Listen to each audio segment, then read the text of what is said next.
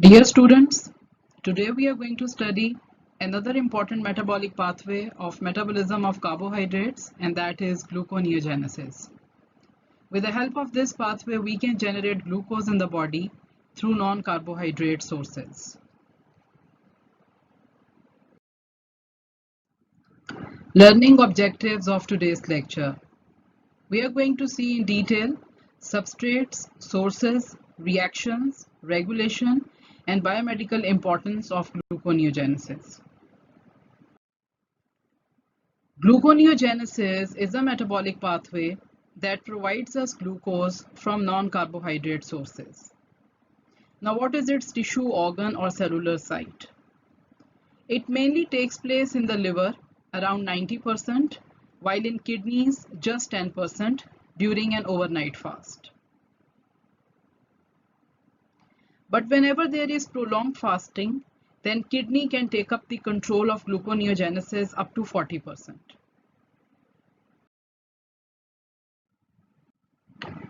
Intracellular site of gluconeogenesis. Gluconeogenesis takes place both in mitochondria and cytosol.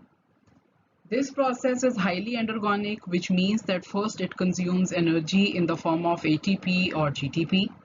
But once it makes glucose, it becomes exergonic because from glucose we can derive energy.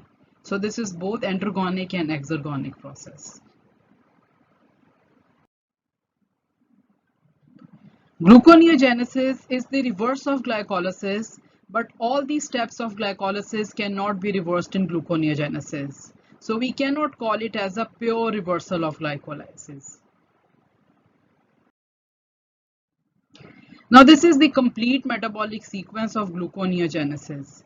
For example, we can start it from pyruvate and then we can end up into glucose. In glycolysis, we convert glucose into pyruvate, while in gluconeogenesis, we can get glucose from pyruvate. So all the arrows which are going in reverse directions showing the process of gluconeogenesis. Now the substrates or sources for gluconeogenesis. How can we start gluconeogenesis? For starting gluconeogenesis, we need non-carbohydrate sources.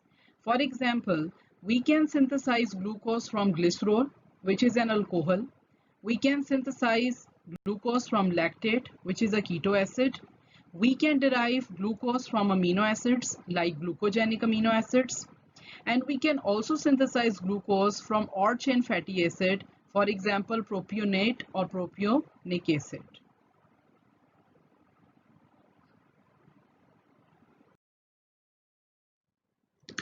The very first substrate for making glucose through gluconeogenesis is glycerol. Gluconeogenesis is going to take place in the body whenever you are running out of glucose, you are short of glucose in your blood, and your body is trying to make glucose from other sources. So what happens that, for example, during fasting, you are going to start gluconeogenesis. So you need glycerol for making glucose. This glycerol is obtained by a breakdown of triacylglycerols in adipose tissue. So during fasting state or in starvation, your adipose tissue can break down triacylglycerols or fats into glycerol and fatty acids. Now this glycerol is available to be converted into glucose so that blood glucose levels can be maintained. This glycerol is first acted upon by glycerol kinase and it is converted into glycerol phosphate. It is also called glycerol 3-phosphate. Now, by using glycerol phosphate dehydrogenase, it is converted into dihydroxyacetone phosphate, which is an intermediate of glycolysis.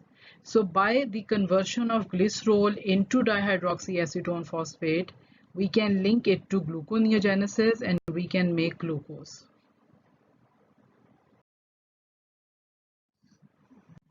So here you can see that dihydroxyacetone phosphate, we have produced it from glycerol 3-phosphate, and this dihydroxyacetone phosphate can now enter into gluconeogenesis. So here it will be reversed. This dihydroxyacetone phosphate will be first converted into glyceraldehyde 3-phosphate, from where it will be converted to fructose 1,6-bisphosphate, then into fructose 6-phosphate, glucose 6-phosphate, and finally it will be converted into glucose. So this is how you can make glucose from glycerol 3-phosphate.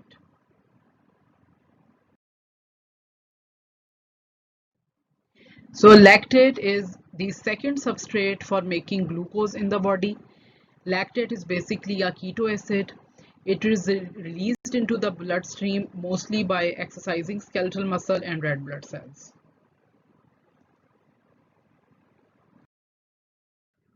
There is a cycle which is called as Cori cycle, and this Cori cycle maintains the level of lactate and glucose in the body.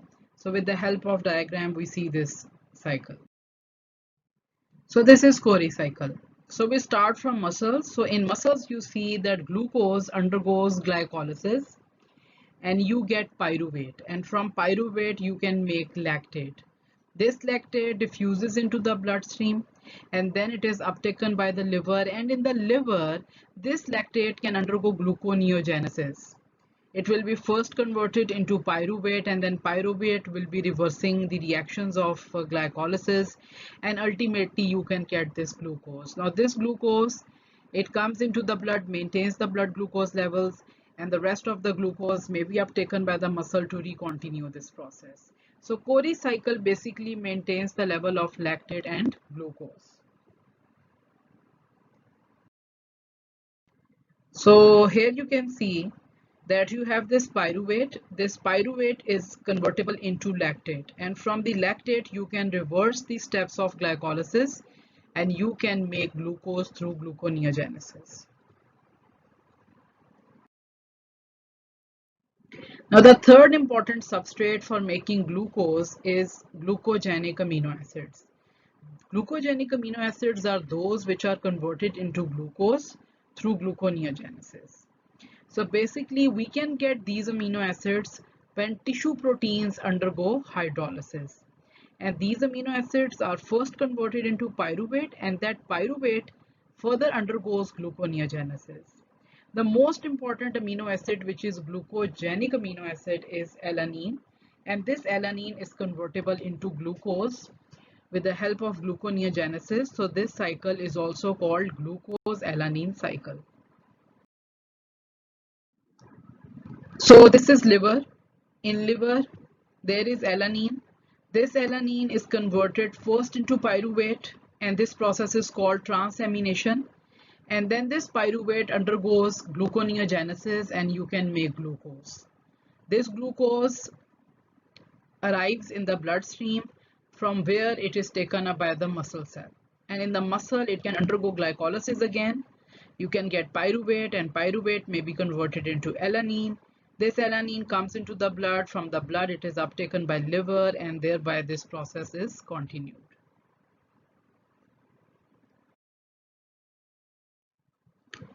There is another amino acid which is called aspartate, and this aspartate can be converted into oxaloacetate. And remember that oxaloacetate is the direct precursor of gluconeogenesis. From oxaloacetate, you can also make glucose. So here you can see oxaloacetate. We can get oxaloacetate from aspartate as well. So this oxaloacetate can then be reversed and you can get ultimately glucose. Fourth substrate for making glucose through gluconeogenesis is propionic acid or propionate, which is an OR chain fatty acid. Here you can see that this propionyl CoA or propionate, which is a fatty acid, it is first converted into methyl malonyl CoA, and then using mutase enzyme it is converted into succinyl CoA. Now this succinyl CoA undergoes Krebs cycle, and ultimately it is converted into oxaloacetate. And then from oxaloacetic acid you can make phosphoenol pyruvate, and from phosphoenol pyruvate all the reactions of gluconeogenesis take place and ultimately you get glucose. Now there is an activity for you. You have to name the substrates and sources for gluconeogenesis that we have done so far. And I'm going to give you some time to answer this query. Afterwards, we are going to resume our lecture.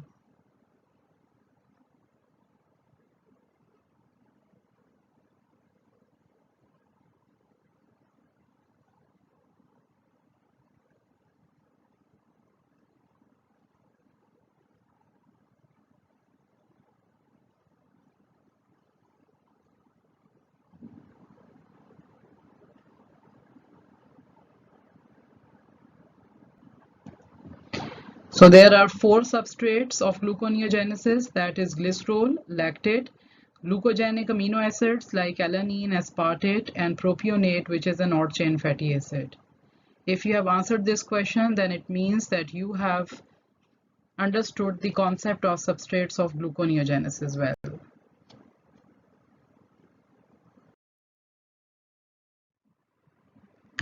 So now we are going to see unique reactions of gluconeogenesis. See, we have seen that gluconeogenesis is not the pure reversal of glycolysis. It means that there are some reactions which are separate in glycolysis and separate in gluconeogenesis, while there are some reactions which are same in both. So those reactions which are unique to gluconeogenesis are basically irreversible reactions of glycolysis. And here that these are some irreversible steps or enzymes of glycolysis. If you remember, these are also regulatory enzymes of glycolysis. So step number 9 of glycolysis is catalyzed by pyruvate kinase. But the same step in gluconeogenesis cannot be done with pyruvate kinase. So you need different enzyme at this step. So for gluconeogenesis, you need pyruvate carboxylase and phosphoenol pyruvate or PEP carboxykinase called as PEPCK at this step. So it means that if you have to reverse glycolysis step number 9 in gluconeogenesis, you need two enzymes.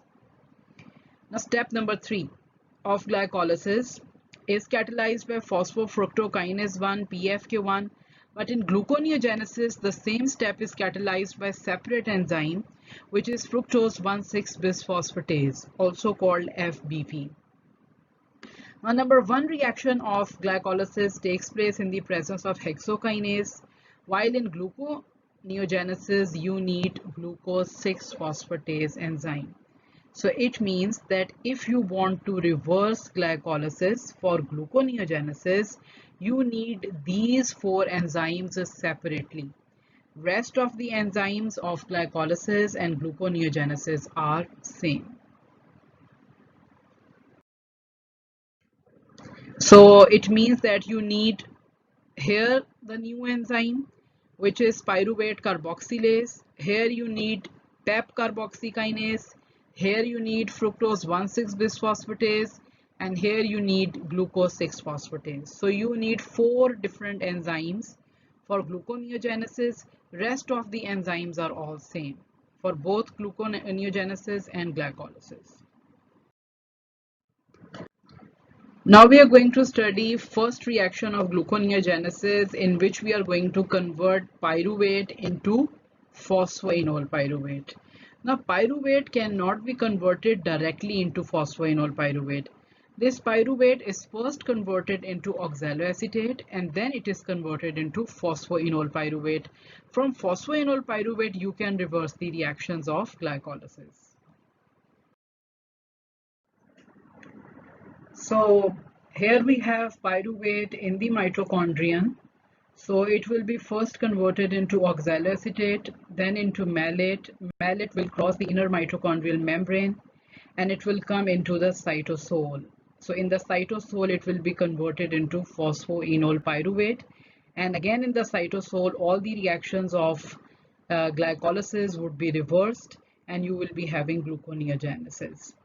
So the process by which pyruvate is converted into oxaloacetate is carboxylation. And this step is catalyzed by pyruvate carboxylase. This pyruvate carboxylase enzyme is attached with biotin, which is vitamin B7, This biotin is used for activating carbon dioxide. So here is the carbon dioxide, and here it is attached with the biotin of pyruvate carboxylase, and it gets activated. ATP is utilized for the activity, and ATP is converted into ADP and inorganic phosphate. This enzyme is also stimulated by its stimulator, which is called acetyl-CoA.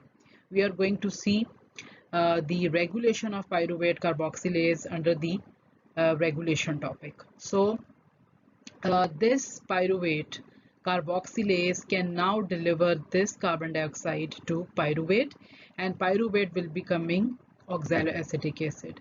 Now pyruvate carboxylase with biotin would become free because it has given off its carbon dioxide to pyruvate, and pyruvate has become oxaloacetate.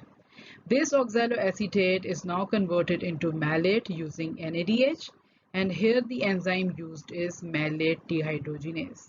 Now malate comes into the cytosol where it is converted back to oxaloacetate.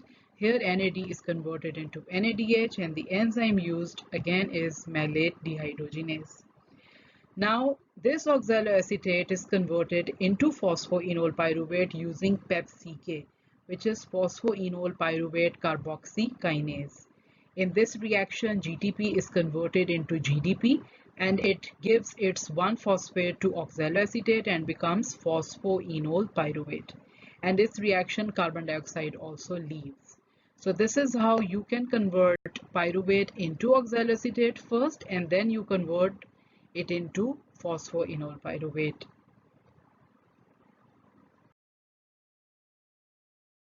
So here you can see that pyruvate is first converted into oxaloacetic acid in the mitochondrion, and then this oxaloacetic acid, it comes into the cytosol where it is converted into phosphoenol pyruvate. Now all these reactions up to this step will be using the same enzymes of glycolysis, but at step number 3 we need different enzyme.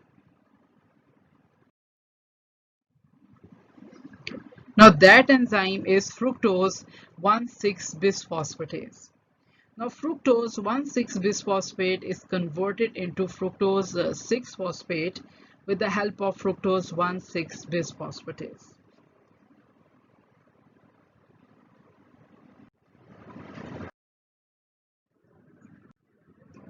So here you can see that fructose 1,6-bisphosphate is converted into fructose 6-phosphate with the help of fructose 1,6-bisphosphatase enzyme.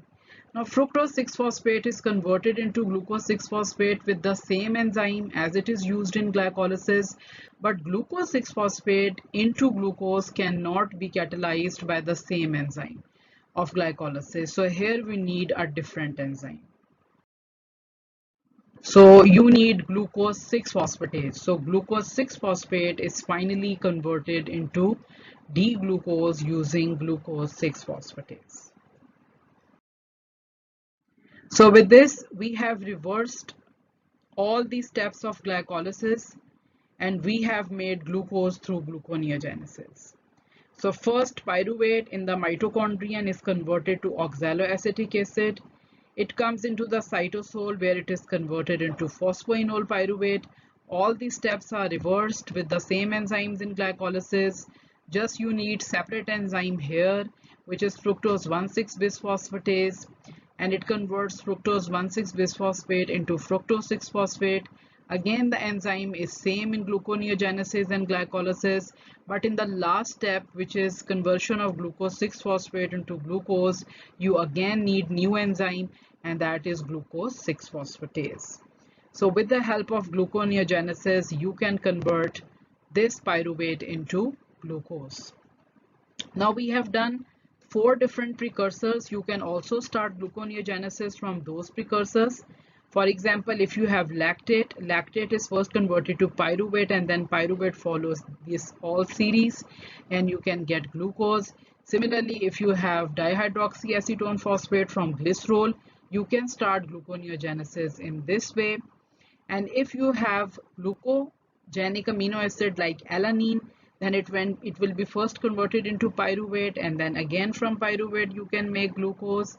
And if you have propionyl CoA, Then propionyl-CoA will be first converted into succinyl-CoA. Succinyl-CoA will undergo Krebs cycle, and then it will make oxaloacetate, and from oxaloacetate you can reverse all these steps and finally you can get glucose. The energetics of gluconeogenesis. As you know that the second half glycolysis takes place in duplicate. Similarly, gluconeogenesis, this half also takes place in duplicate. So therefore, we have added 2 with all the substrates. And if you remember that in glycolysis, in the last half, energy is produced. So in gluconeogenesis, energy is utilized. So 2 ATP molecules are used when pyruvate is converted to oxaloacetate, and 2 ATPs or 2 GTPs are used when oxaloacetic acid is converted into phosphoenol pyruvate, and 2 ATPs are used when 3-phosphoglycerate is converted into 1,3-bisphosphoglycerate. So it means that 6 high energy phosphate bonds are used during this process. Similarly, when 1,3-bisphosphoglycerate is converted to glyceraldehyde 3-phosphate, 2 NADHs are converted into 2 NAD. So there is oxidation of 2 NADH here. So in glycolysis, there is the production of NADH and ATPs, while in gluconeogenesis, there is consumption of ATP, GTP, and NADH. So therefore, gluconeogenesis is called endergonic in nature, that it consumes energy.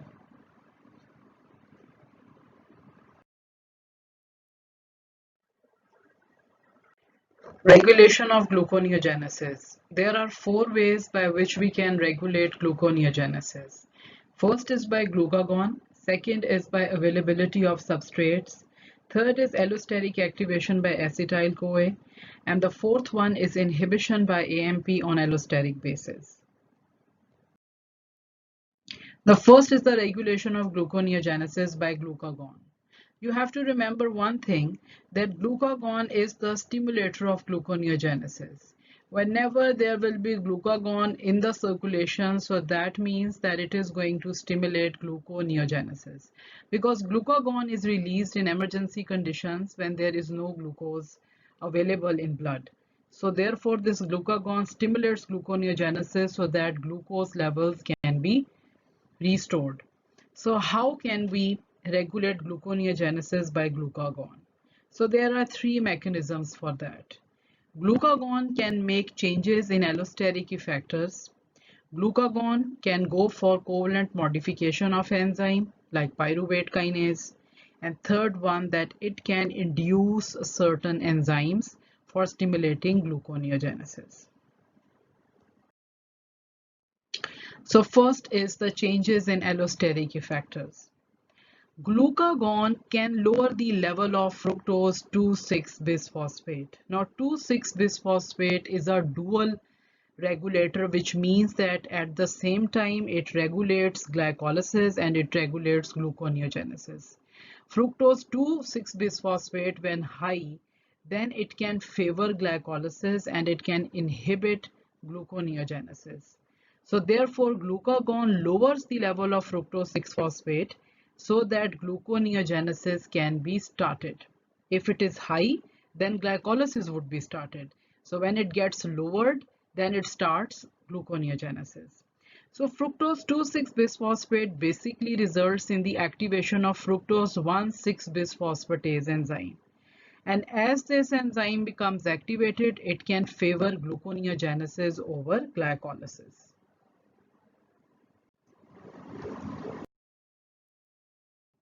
So here you can see that high level of fructose 2,6-bisphosphate can inhibit fructose 1,6-bisphosphatase. So therefore we need to lower the level of fructose 2,6-bisphosphate, and we can lower the level of fructose 2,6-bisphosphate by glucagon.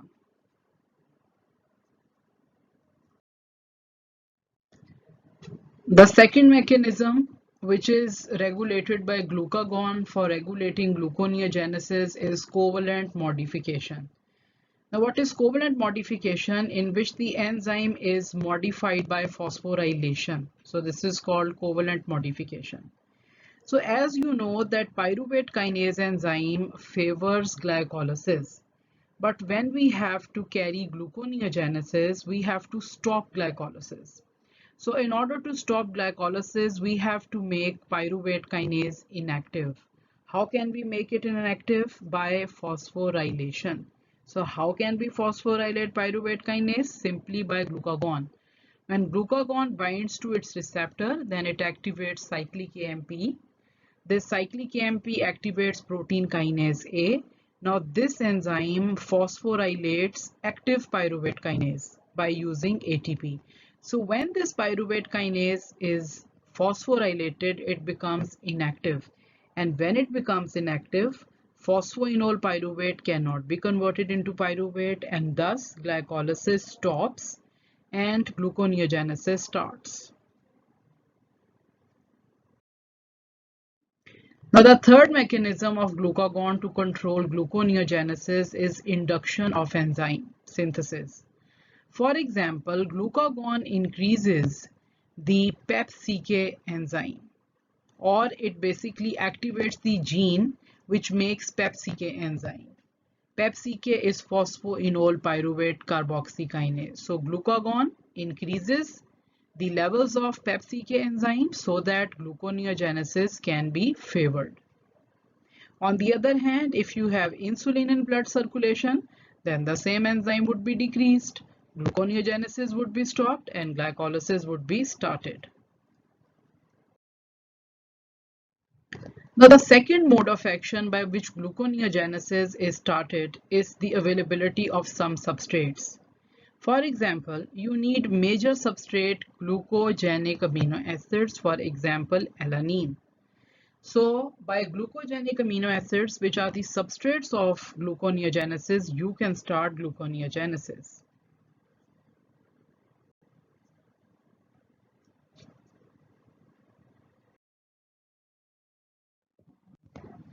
Similarly, in order to start gluconeogenesis, fatty acids undergo catabolism, means that these are hydrolyzed.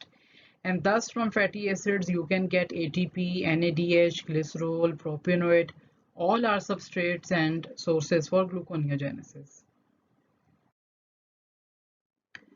Now the third way by which gluconeogenesis can be regulated is allosteric activation by acetyl-CoA. When we were dealing with the first reaction of gluconeogenesis, we have seen that pyruvate carboxylase is used to convert pyruvate into oxaloacetate. Now this pyruvate carboxylase basically is activated by acetyl-CoA. So acetyl-CoA acts as a stimulator or activator of pyruvate carboxylase. So question is that how can we get acetyl-CoA for starting gluconeogenesis? Basically this takes place during state of fasting. In the fasting state, there is increased breakdown of fats in adipose tissues. Breakdown of fats is also called lipolysis. And as a result of which there is increase in the synthesis of fatty acids. These fatty acids get released from the adipose tissues and they are simply sent to liver. In liver, they undergo a process which is called beta oxidation. This beta oxidation results into the production of acetyl-CoA.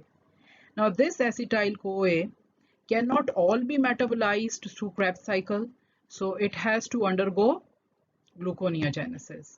So therefore all the acetyl-CoA left is used to activate pyruvate carboxylase and thus gluconeogenesis gets started.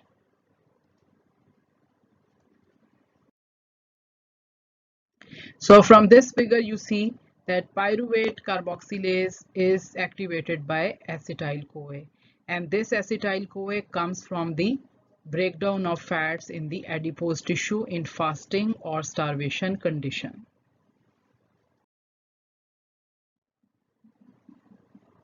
Acetyl-CoA can also inhibit pyruvate dehydrogenase complex. So as a result of which Krebs cycle cannot be started and gluconeogenesis is started. Now the last one is the allosteric inhibition by AMP. If there is more concentration of AMP, then gluconeogenesis is stopped because AMP indicates poor state of energy in the cell. So high AMP can inhibit fructose 1,6-bisphosphatase, and when this enzyme is stopped, then gluconeogenesis also stopped, because fructose 1,6-bisphosphate cannot be converted into fructose 6-phosphate, and thus glucose cannot be formed. And we have also seen that if there is high level of fructose 2,6-bisphosphate, it can also inhibit the same enzyme, and thus gluconeogenesis can be stopped.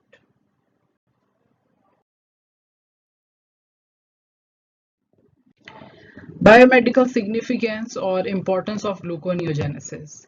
Through gluconeogenesis, blood glucose levels are maintained, especially whenever you are in starving state or in fasting condition. Glucose that we get from gluconeogenesis is the main energy source for nervous tissues and RBCs. Milk sugar, that is lactose, in the lactating mammary glands can also be synthesized from glucose. Gluconeogenesis has also the ability to clear the metabolic products which are present in high concentration in blood. For example, it can clear lactic acid and glycerol and convert them into glucose in tissues.